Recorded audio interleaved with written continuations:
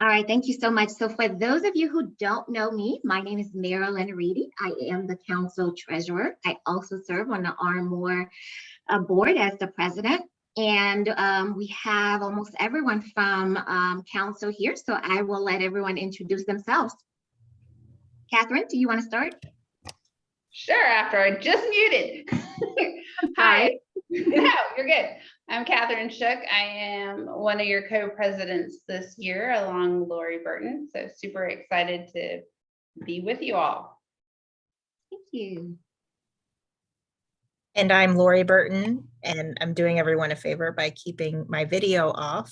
It's been one of those days. Super excited to serve on council this year and serve all our local units. And we're really excited, looking forward to a great year. Hi, everyone. I'm Tiffany Hairgrow. I am the secretary this year. I'll go. I'm Scott Steinbrenner. I'm the Vice President 1. Looking forward to a good year. Thanks, guys. Yep, and it looks like Emily, our VP2, is not with us tonight, but we also have a second Vice President, Emily Trenbreath. All right. Thank you so much. So for today, let me see if we have everyone logged into Kahoot before we get started. Give me a second.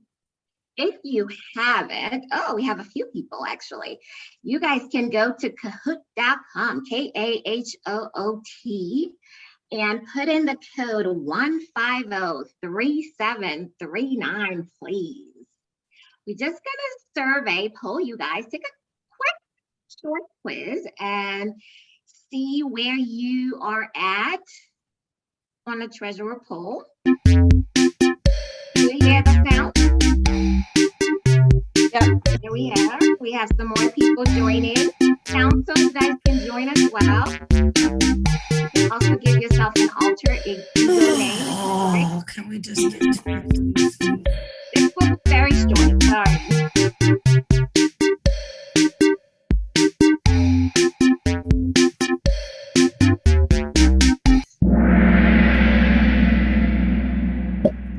All right. First question. Why are you here tonight? Because you're the treasurer of your unit. You love council and attend every event you host. Part of the EC committee. Have nothing else to do tonight.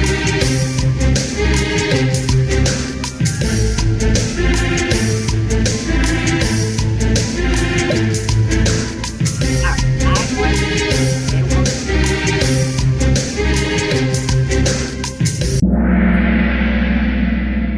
70% of you are part of the treasurer. 20% just love council. Okay. 10% is part of committee. Awesome. All right, next one. So how did you get lumped into this role? Is it because you manage finances very well?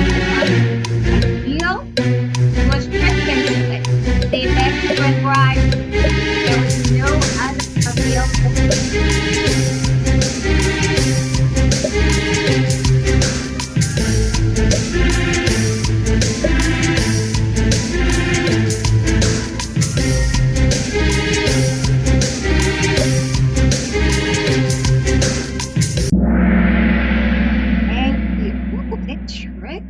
They begged and bribed you. Wow. Okay.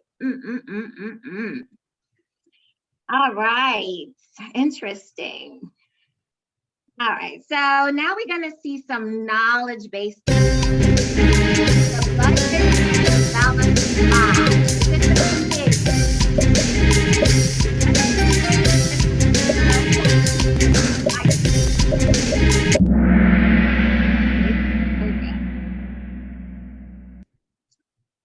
and the winner is Melanie is the winner. Well done, well done. All right. Well, thank you so much for playing, guys. Appreciate your participation. All right, so I will move on with my presentation. So for today's agenda, We're gonna go through the treasurer's role and responsibility, the budgets, making sure you know what is included in the budget, making sure you know how to stay in compliance with the business requirements.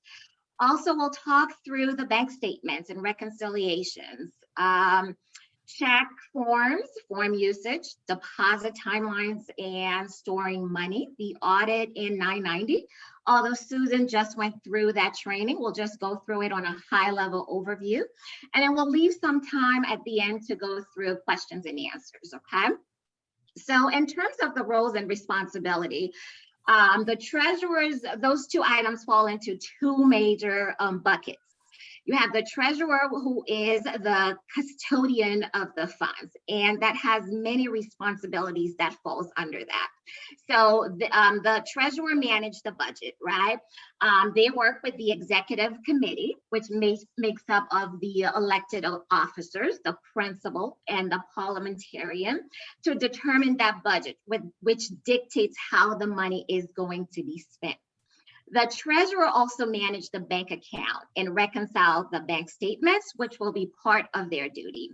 So in addition, they also have to ensure that the PTA stay in compliance with all of Georgia's business requirements, and that include paying the AIM insurance, the incorporation dues, which now is the responsibility of the treasurer. So rather than sending those funds to state, they actually have to go to Georgia Secretary of State and actually do those. And as well as paying council, state and national dues. The audit, which is due at the end of the fiscal year. As for some, this ends May 31st, and for others, this is June 30th. You also have the 990 that is filed after the fiscal year ends. Of course, if you need more information on the audit and the 990, we can send you the recording of that training that Susan did if you did not participate in that. The second bucket of the roles is to present the treasurer's report at each meeting. So you have the executive committee meetings, the BOD meetings, and the general meetings. That first meeting, which happens at the beginning of the school year, the treasurer report needs to be presented, discussed, and filed. And in that meeting, of course, there's no motion or vote that is required. The budget needs to be presented, reviewed, and voted on by the general meeting, right? And your audit summary is also, oh, is that not showing? Okay, your audit summary needs to be presented. You don't need to show the audit summary form, but you do need to give a high-level overview of the outcome of that audit. On the second and third meeting, if there are any amendments of your budget, you also need to show that. And of course, the treasurer report needs to be discussed at that meeting as well. 3 items that the treasurer must know, and that is located in the bylaw. The bylaw is, I guess, every PTA's Bible, but those 3 items is your fiscal year, of course, which is pretty much the financial 12-month period. And that is located in Article 16, Section 1 of the bylaw. Your minimum dues for your PTA, Article 5 of your bylaw. You actually need to read the entire bylaw and make sure you know where those items are located. And of course, what is the minimum number of members and officers that makes up quorum so you can carry out business, which is Article 13 of your bylaws. So when we send out council dues, your bylaws for that year is also sent out. So you need to review it with your president and your ECs and know these important items. So let's go through the budget. The budget is actually an estimate of your income and expenses. Rule of thumb is to use the previous 3 years' averages as a starting point and take into account any special circumstances like this year's pandemic and pivot off of that, right? So don't forget to include like startup funds for the new school year, like open house events and money that is needed to cover summer activities if you're planning on having any, and trainings like CLT and national conventions. I know one mistake that we at RM made is that we did not account for like in-person CLT attendance. So that's something you need to account for, whether your members, your executive board will be attending virtually or in person, and whether or not they'll be attending national. So you need to budget for those items as well. Your budget should also display what you expect your income and expenses for the budget year for actually each budget line item. Most likely, you'll need to do a couple of amendments of your budget, and this can be done at any of your general member meeting. A couple of other things I want to add on here is that you will know when you need to amend your budget based on your monthly treasurer's report. For example, you might notice that your fall festival, you made up twice as much as you expected. So based on that, you'll need to amend your budget. Or your principal might say they need some funding to add some mulch on the playground. So based on that information, you need to amend your budget. However, do not spend money that is not allocated on your budget. So because you are the keeper of the budget, the keeper of the funds, the custodian of the funds, if anyone say, hey, can you write a check? We need to spend this money, and there's no line item for it, or you have already spent the money that was allocated for that line item, you cannot spend that money. So you have to go and amend your budget. Other items in terms of the budget. So of course, it needs to be developed by committee, not by the treasurer alone, not by the principal, not by the president. And committee usually makes up of 3 to 5 people. The treasurer is always one of those individuals. The president is another, always, and the principal is the other individual. You can also include past president as well as one other individual. And of course, once your budget has been developed, it needs to be adopted by EC and approved and amended by general membership. Now, there are some myths, and I have been one of those people who got brought into some of these myths. So I'm still being told one of these myths. I am required to have a carryover. There is one person that still tells me you need to have $9,000 carryover on your budget. And that is not true. That is totally false. There is no ruling from IRS, national PTA, or state PTA that limits the amount of money that the PTA may carry over from one year to the next. So don't let anyone tell you you need to have a carryover. Carryover from one budget year to the next should be based on startup expenses, and it should only be what funds are needed to continue PTA business. So be smart about how much you carry over. And it has to be a PTA decision. So you don't have, it's not required for you to have any carryover. Another one is that all budgeted money has to be spent. That is also false. Just because it is budgeted does not mean it has to be spent. The budget has to be amended to match the exact numbers. Also false. So you will notice, I will show you my budget, that I have several amended budget because this myth has been told to me. And I have made several amendments to try to match my budget based on that myth. And by the time I learned this was false, it was too late in the year. A balanced budget. This is a myth that you need to have a balanced budget. Also false. It's especially true because if you've had too much or too little carryover from previous year, you actually cannot have a balanced budget. So a balanced budget is not required. So totally false. All right, so business requirement, very important. AIM will send you your renewal via email. You'll need to have your president sign it and mail in the check. E-check is okay as well. The incorporation is one of the changes that took place last year.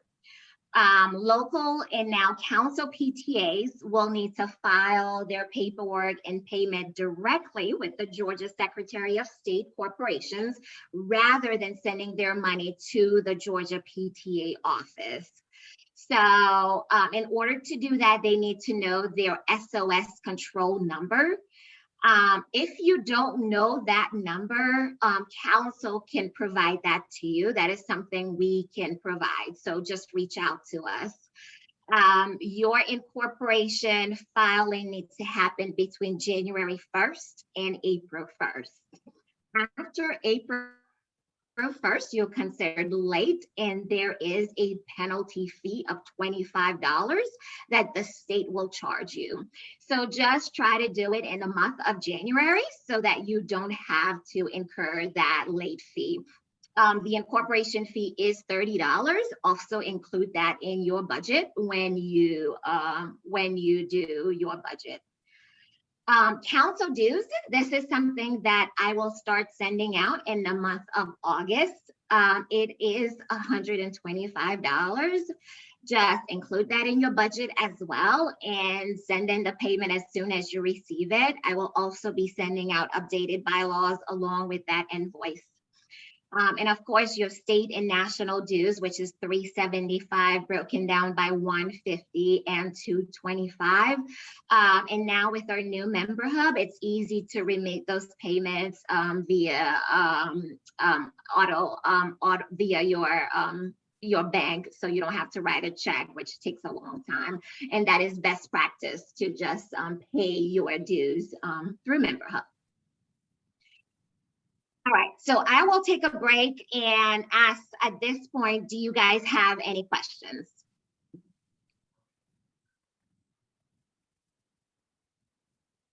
You can unmute yourself and ask any questions at this point.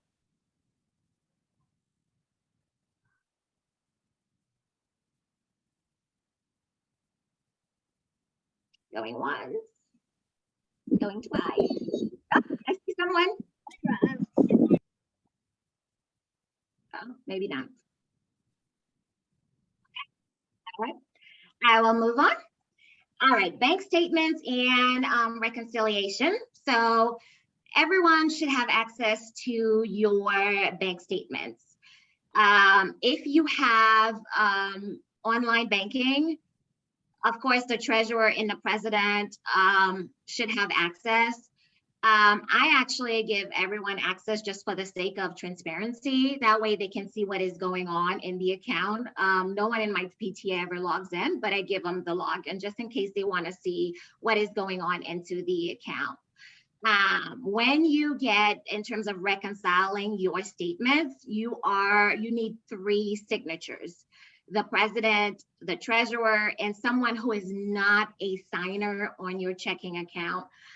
That can be your, like for us, it's the parliamentarian, or if you have your principal, it's just someone who is not a signer or someone who is not related to any signer on the checking account or by blood or marriage. When you do your monthly reconciliation, you also need to provide proof proof of reconciliation in your ledger or with reconciliation report. And try to do those monthly because they can pile up if you try to hold them over. Yep, that's right, Catherine. Best practice is to have the treasurer, president, and the secretary. Absolutely. Try to do them monthly because they can pile up, and the longer you hold on to them, it just makes it harder to reconcile your bank statements.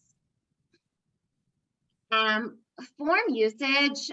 So this form here, I hope you guys can see it, is a check request form. This is used for when you need to pay a vendor, reimburse your EC or school staff for their funds that they have used. Of course, when you receive this, whether it's electronic or the paper, there's a few items that needs to happen. So when you receive it, of course, the president or co-president need to sign it. And if they're not available, the vice president can sign it. And of course, at that point, you need to get a copy of the receipt, and then the treasurer, of course, you can reimburse them. When you cannot write a check, and I will go into some of the, I guess, due to COVID, some of the items that we pivoted to this year that we didn't normally do. So you cannot write a check if you don't have a receipt, if you receive a photocopied receipt, if the person who has requested the reimbursement didn't sign it, if you don't have a president or co-president, or if there is a lot of pencil or scratch out. So due to COVID, state allowed us to use photocopied receipts. So because we didn't meet in person, we were allowed to receive these check request form electronically. And a lot of people use DocuSign or Adobe Sign to electronically sign the form the check request form, and just took a photocopy of the receipt and sent it to us. However, you still need the actual receipt. You still need a signature. This should not hold off for you to write the check.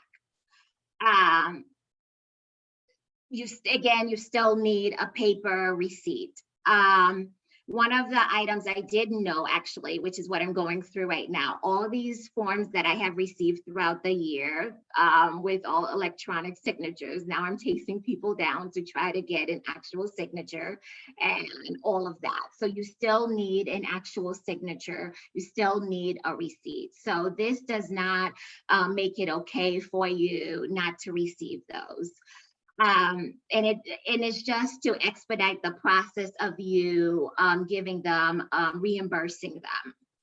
I do have a copy of a form so that you see what it looks like. So of course you have the date, the person who's requesting it, they put their phone number, their email address. I always make sure that the amount of the check matches the receipt. That way, so if they put $410, I look on the receipt to make sure that total is the same. The signature of the requester.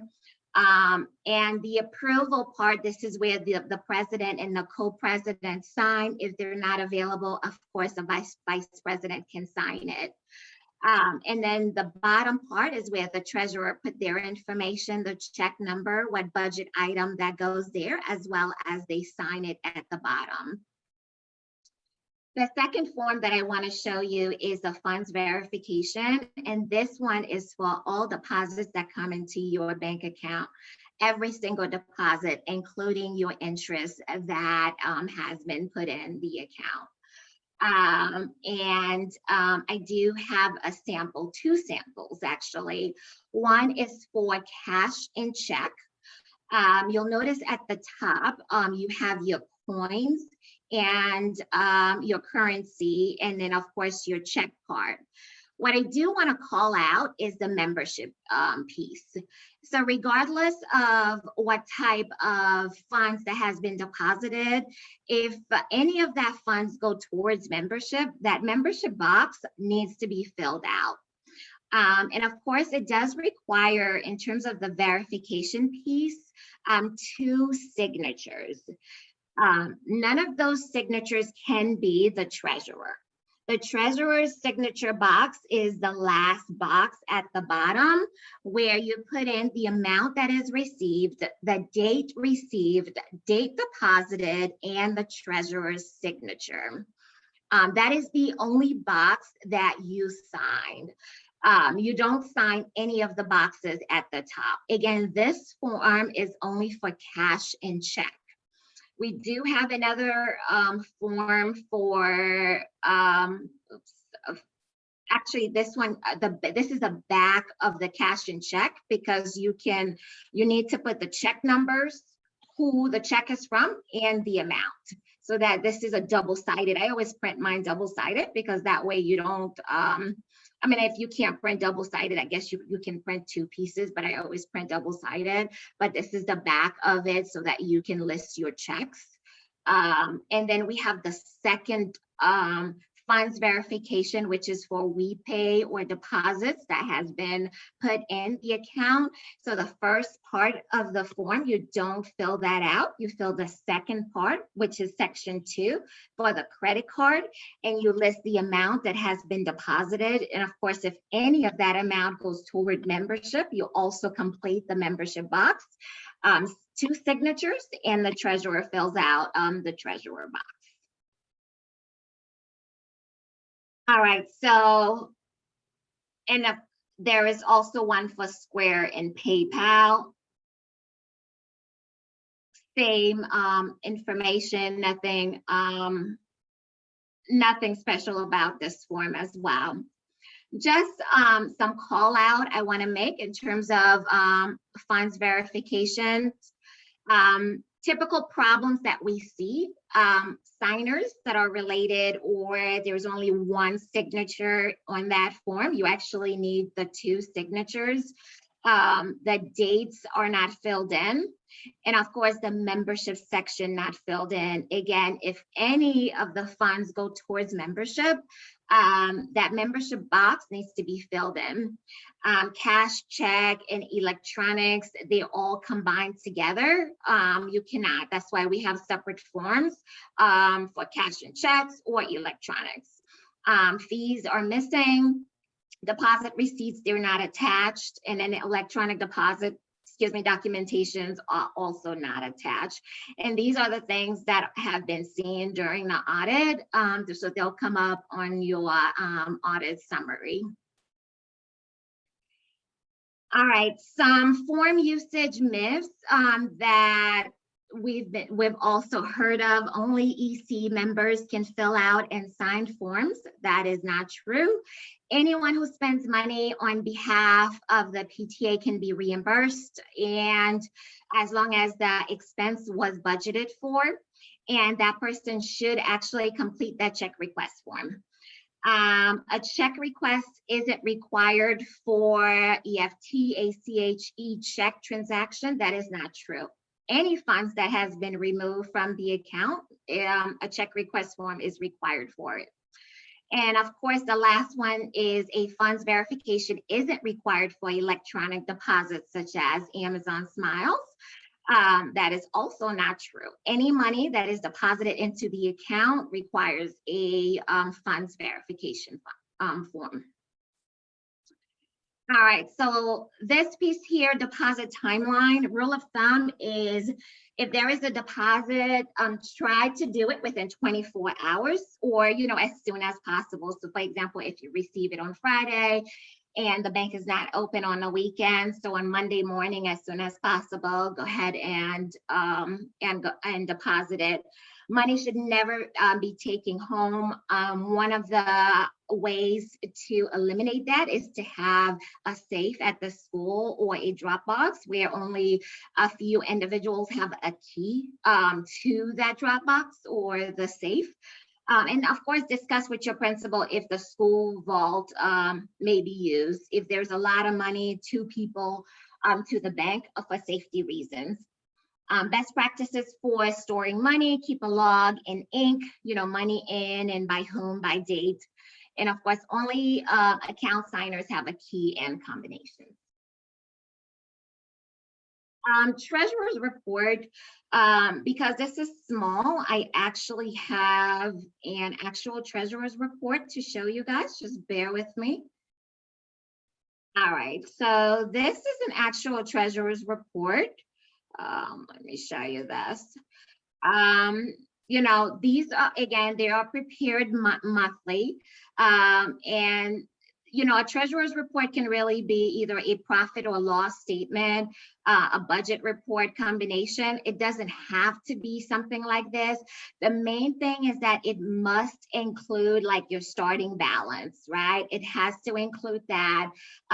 You have to have income and expenses for that period, and it has to have an ending balance. As long as you have those items in there, you should be good. All right. And I'll touch briefly on the audit again, since Susan already mentioned that.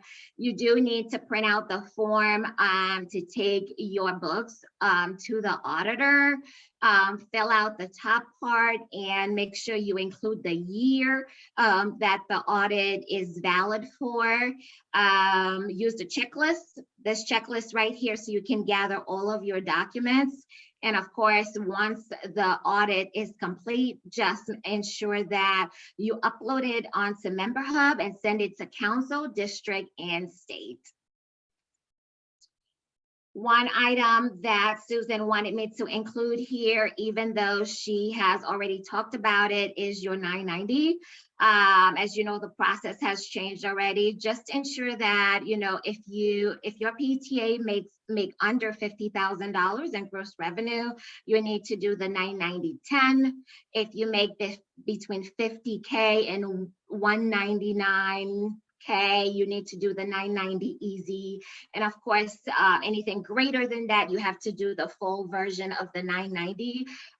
If you need any advice or recommendation, don't hesitate to reach out to council. We're happy to look at your data and provide some information for you. And of course, Susan is available as well. And of course, if you need an auditor recommendation, we have a list that we can provide to you. The due dates that you need to know is that your audit report is due to Georgia PTA before September 30th. And just make sure you scan it and email it, of course, to Georgia PTA, your council and district member, and of course, send it to upload it into Member Hub.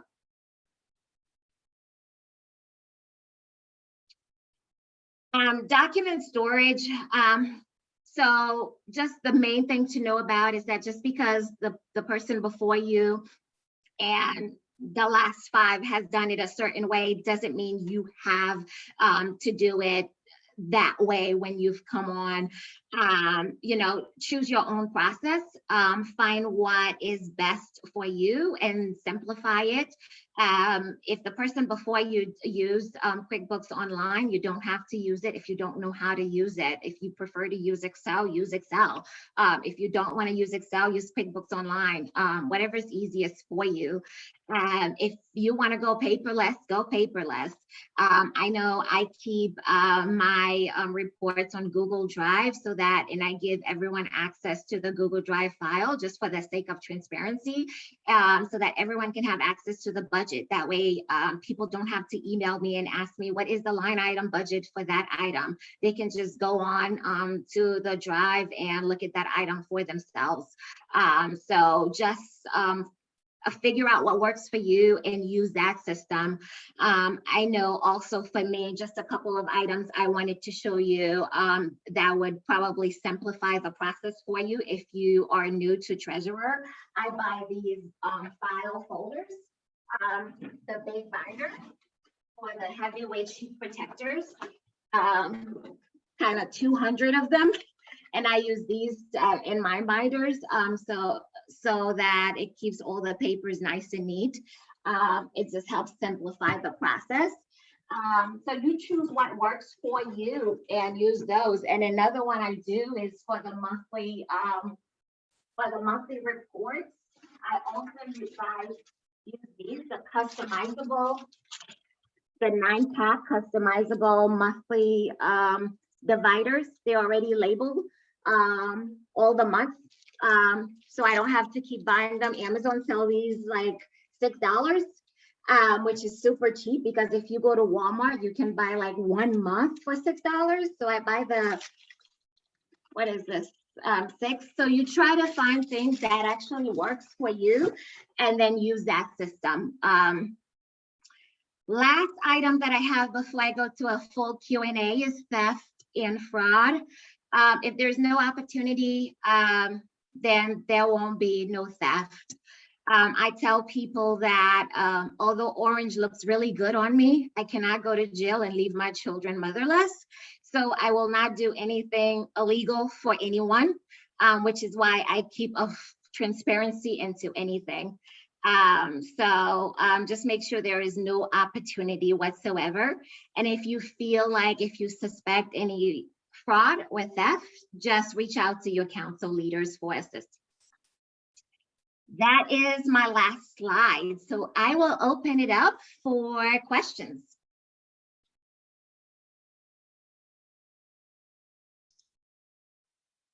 Great job, Marilyn. Thank you. Thank you. I will say as treasurer, I had the storage box with the file folders and I just put them in audit order. It made it wonderful for me. So that was my system and it worked for me. And then I had a folder that I would use for meetings. And then I would drop everything into the file box. So I wasn't carrying tons of stuff. I already have 3 kids and a job and tons of stuff. So it made it easier for me to do 2 folders and then everything went into a file folder. How long should you hold on to old audits? 7 years. 7 Well, or years. for 7 years, yeah. And you keep them at the school. I know we had to go through all of our old audits for some reasons this year. So I just went to the school and pick up all of them so I can review them, but 7 years minimum. So, and that's for IRS purposes. You want to keep your financial records. So that's like with budgets, audits, everything fiscal that would go to the IRS, keep that for 7 years. Yeah. So it's not a PTA thing, it's a IRS thing. IRS thing. Because you don't want to be audited by the IRS. No, you don't. Feel free to unmute and ask. Absolutely. Oh, well, I saw petty cash. What was petty cash? Would petty cash ever be budgeted for?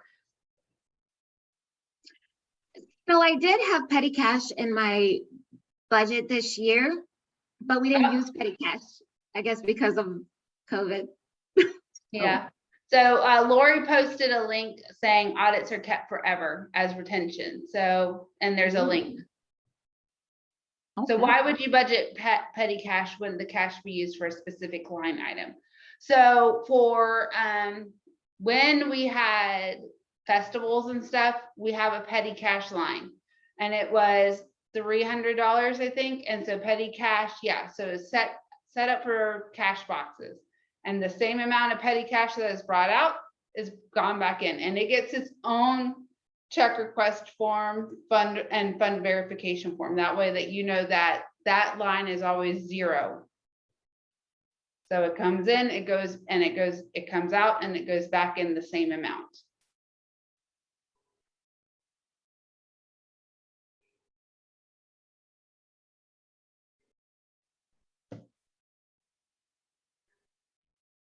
Any other questions?